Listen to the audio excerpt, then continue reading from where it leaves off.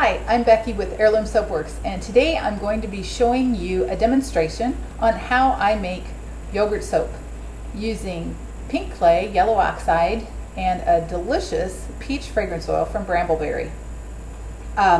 Please keep in mind that this is merely a demonstration video. This is not meant to be a comprehensive instructional video on soap making. So if you plan to make soap and you haven't done it before, please read a few good books or take a class at your local community college and watch this video strictly for fun. So let's get started. The first thing you need to do when making soap is make your lye water solution. A few words about lye. It's a very caustic ingredient. It can cause blindness if you splash it in your eyes. It will burn your skin if you splash it on your skin rather. It can eat holes in your clothes. It can do all kinds of nasty things. So you want to be really careful when handling lye. Always wear protective eyewear. I have mine on now, as well as my gloves. Longish sleeves, because Murphy's Law tells you that if lye can splash on you, it will. So try to protect yourself. Also, another good idea is to always have some sort of vinegar handy in case you would splash a little on yourself. The vinegar neutralizes the caustic base properties of the lye. Okay, so here we go. When I mix lye and water, I actually use an ice solution.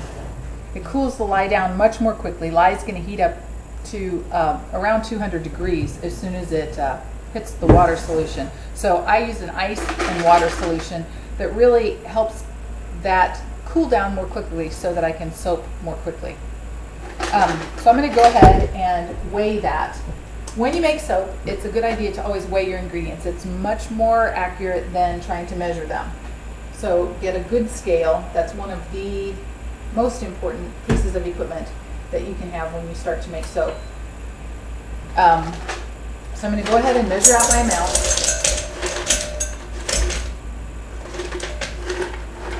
The other thing that's really important, right up there with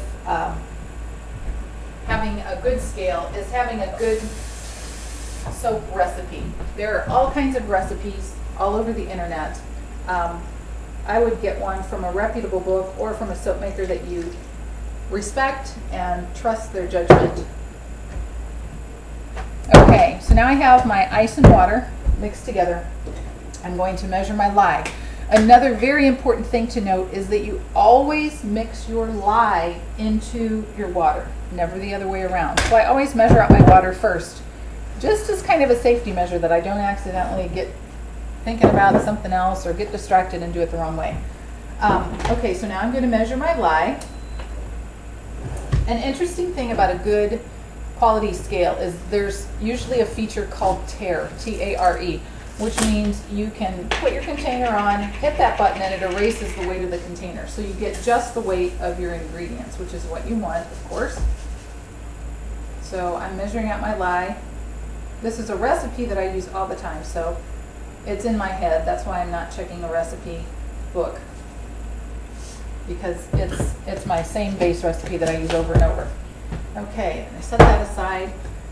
Normally I do this down in a sink just for added safety. This is a tempered glass bowl. It's actually a batter bowl from Pampered Chef. The other thing that's nice about when you mix lye into an ice bath is you don't get the fumes that you can get when you mix it into water. If I ever mix it into plain water, I always use a respirator mask so I don't breathe the fumes. But I found that when I mix it with lye, rather mix it with ice, it does not have those fumes floating off the way it normally does. It's never a bad idea to use a respirator just in case so that you don't breathe in the fumes. So what I do is I'll just stir this until the ice cubes melt, which usually takes less than 30 seconds. Then I will set this aside, and we'll be using that again here in a couple minutes. So I'm going to set it over here out of the way. Because it is a lye water solution, there's a certain amount of danger with it. I don't want to bump it or drop it on the floor or anything crazy like that. Next I'm going to measure my oils. And I use a combination of coconut oil, 76-degree coconut oil, palm oil flakes, and pumice olive oil. So first I'm going to measure my coconut oil. And the reason I measure the coconut oil and palm oil first is because these are the oils that are pretty much solid at room temperature. So they will need to be melted. I warm mine gently in the microwave because for me it's safer. I had a near incident heating oils on the stove one time, so that kind of cured me of doing that. In the microwave, I know it's going to shut off when I need it to shut off, so it's not going to overheat the oils. Okay, so there's my coconut oil. Now I'm going to measure my palm oil, which, as you can see, these are flakes, which makes them really nice and easy to handle, easy to measure, neater than the liquid. Oops, too much. Okay, just right. And it is very important to be very accurate when you weigh your soap ingredients. Okay, I'm going to pop this into the microwave on a low setting.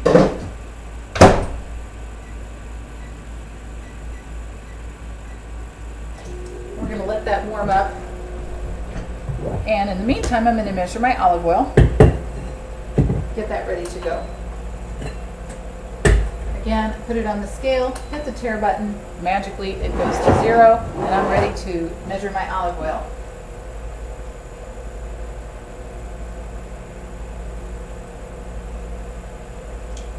Oops. Like I always get a little bit too much. I have to scoop some back out with a clean measuring spoon. A bit that time. Oh, a bit too much. Okay.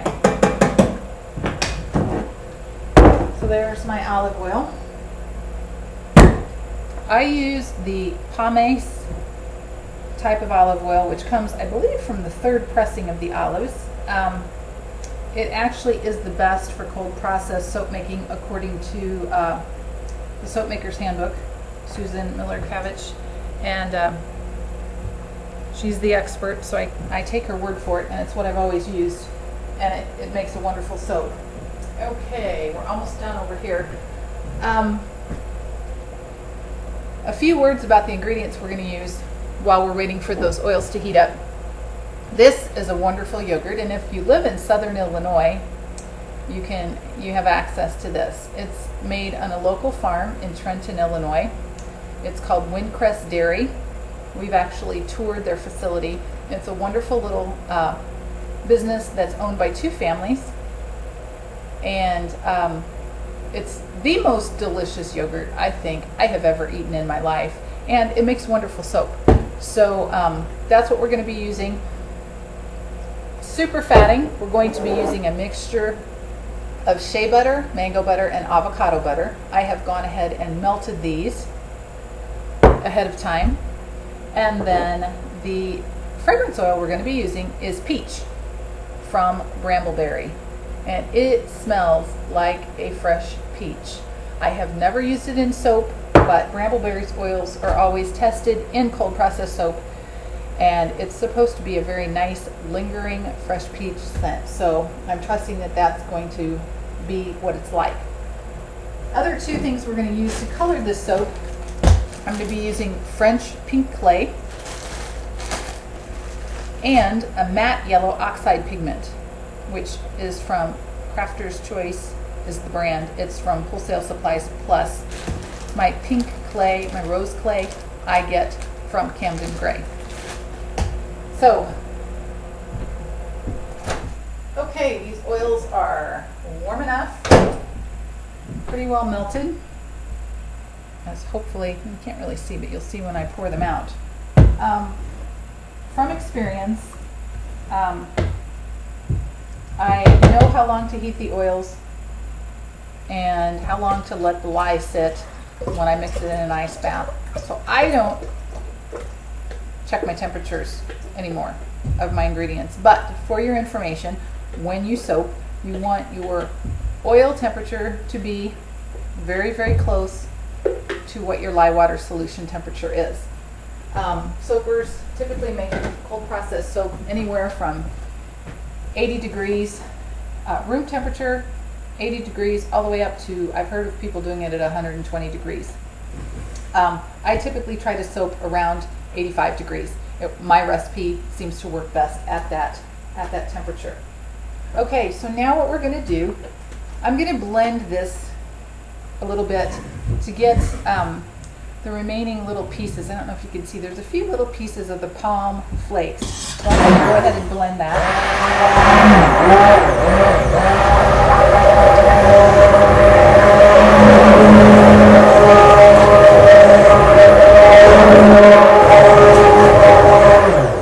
Just to get those dissolved. As you can see now, got some bubbles, but I do not have any hunks of oil.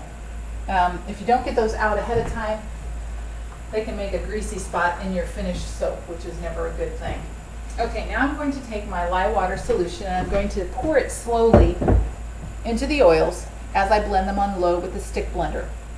When I pour my lye water solution, I do it rather slowly, with the stream not being any bigger than the size of about a pencil. That's my goal usually. Okay, so I'm going to go ahead and do that, and I don't know if you can see this. Maybe if I move a little closer, you can see. You'll see this solution go from just kind of a clear yellowish gold. The next time I show it to you, it's going to be more of a creamy off-white color, which means the saponification reaction that happens to produce soap has started. So here we go.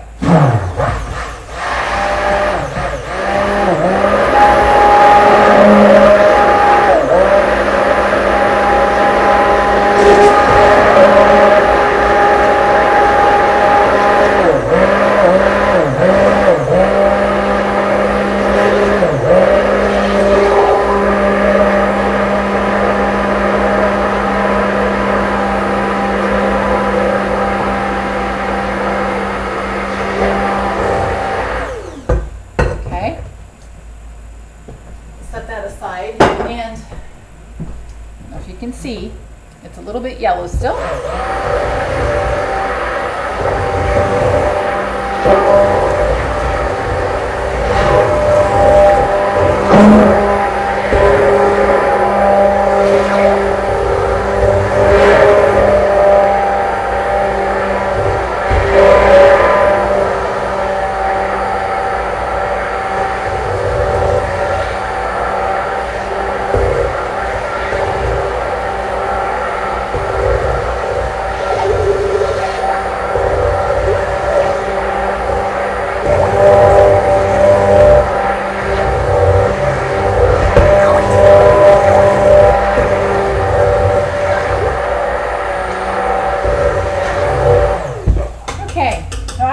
With this particular fragrance oil before.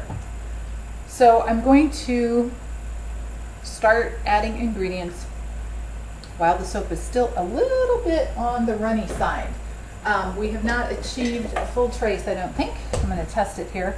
And trace simply means that when you drizzle the soap from a spoon back onto itself, it leaves a trace or a trail of where it has been, and that tells you kind of what, and you can see there's no trace being left. It's just going right back into that. Although it has gotten to a nice creamy, runny kind of texture, and there aren't any oils really lying on top, which is something that I really don't want. Okay, so I'm going to add my super fatting ingredients, and my recipe calls for about 3 tablespoons. Now this is one ingredient that I never weigh. I always just measure it. If it's a little too much or a little too little, it's not going to hurt my outcome. So now I'm going to blend that in.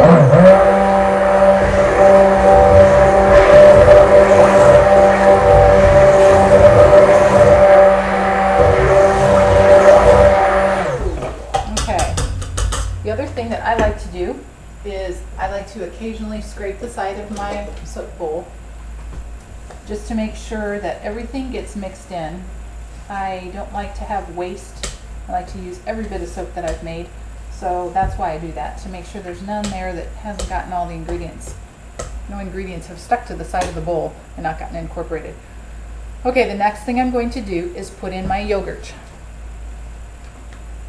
Now, I'm going to be working kind of quickly here because it seems like when I put the yogurt in, that's when things start to set up.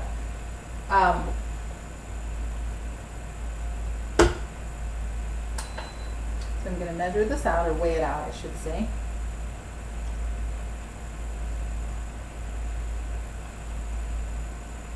Okay, scrape this in. Actually, before I get started with that, I'm going to measure out my fragrance oil, just in case things really start to go quickly here. I don't want to be caught unawares with my fragrance oil not measured. Okay.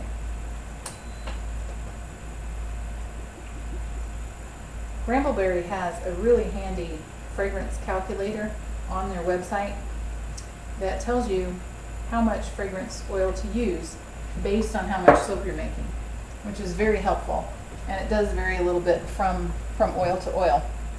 Okay, I'm now going to put the fragrance oil in first.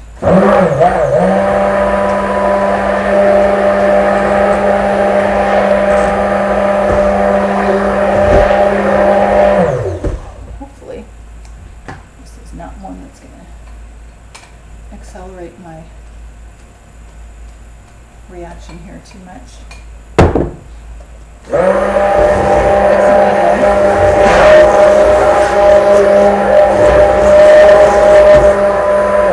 Okay, and now we're going to put in the yogurt. It looks like it's starting to accelerate slightly, but they always tell you that on their website. So I'm sure that if I go look it up, it's going to tell me that it will accelerate slightly, but that certainly would not deter me from this fragrance because it is absolutely mouth-watering. Okay, so here we go.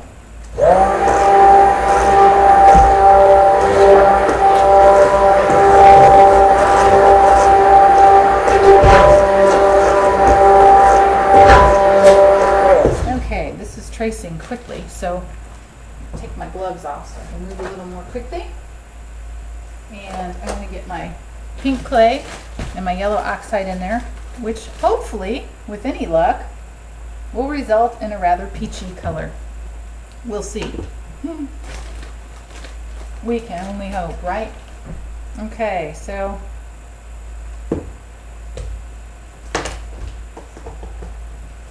put that in there, and what I'm going to do, since it's already thickening a little bit more quickly than I thought, I'm going to try to stir the colorants in by hand so that I don't accelerate it any more than is necessary.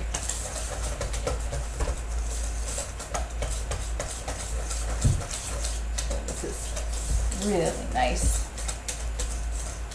fragrance. I don't know if that's mixing in quite as much as I want. I think we'll have to go.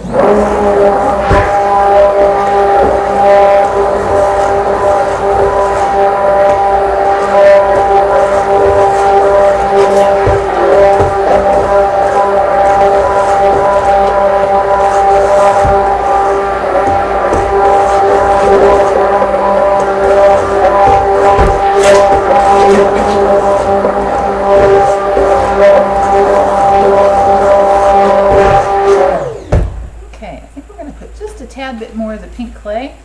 I'm going to call it finished.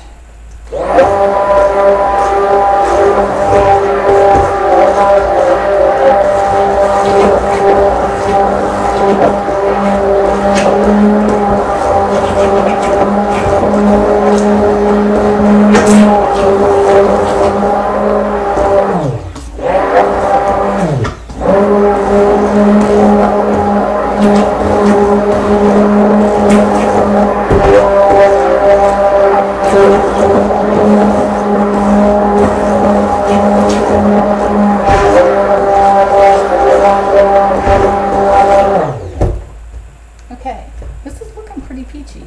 So I'm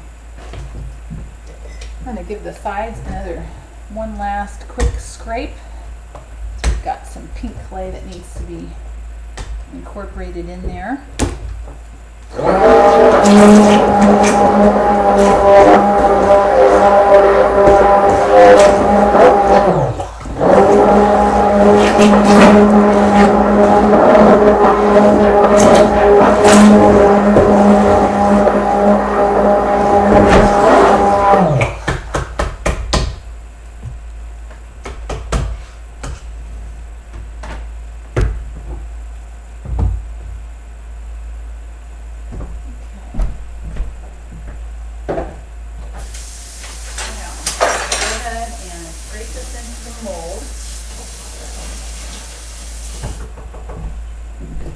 Swirl our tops and we'll be finished. So here we go. And this is heating up quickly. This is definitely one I'm going to put in the fridge so that it doesn't lose any of this wonderful scent.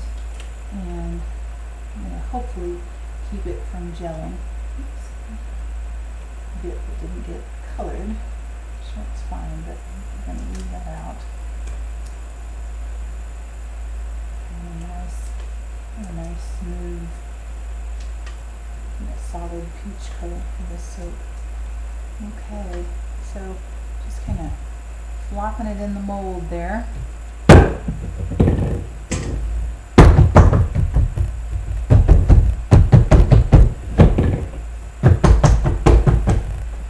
Bang it down in there. And last but not least, we're going to swirl the tops with a skewer, which is this is a shish kebab skewer. Just going to scrape soap into it off the sides.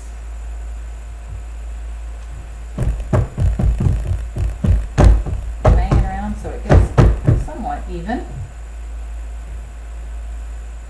And then we're going to swirl the tops.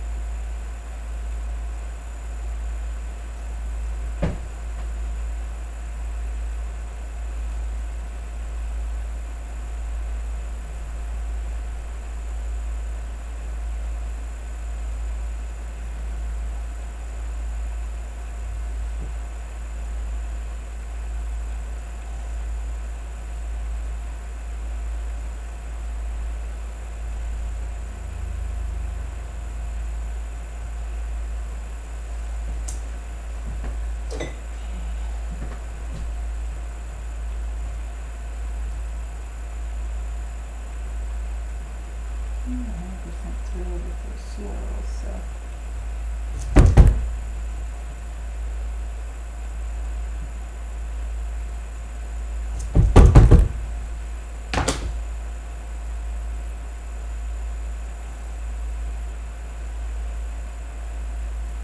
It's hard to swirl the soap when it sets up a little quickly, but I like to get a little bit of a texture on the top, even if it's not a gigantic bold swirl. I can't do real bold swirls and still have my soap fit into my boxes. So I always try to keep it a little bit more tame than some, although I love big wild swirls that some soap makers get. They're just beautiful. But mine is not going to be that way because I've done it that way and it does not fit in my soap boxes. Okay, so here we go. Here is our resulting soap. This is going to be Fresh Peach from Heirloom Soapworks. Today is basically the middle of April, and so this will be ready by mid to late May, and it will be available for purchase at Eckert's Orchards in Belleville, Illinois. So thanks so much for stopping by and watching. and we'll see you next time.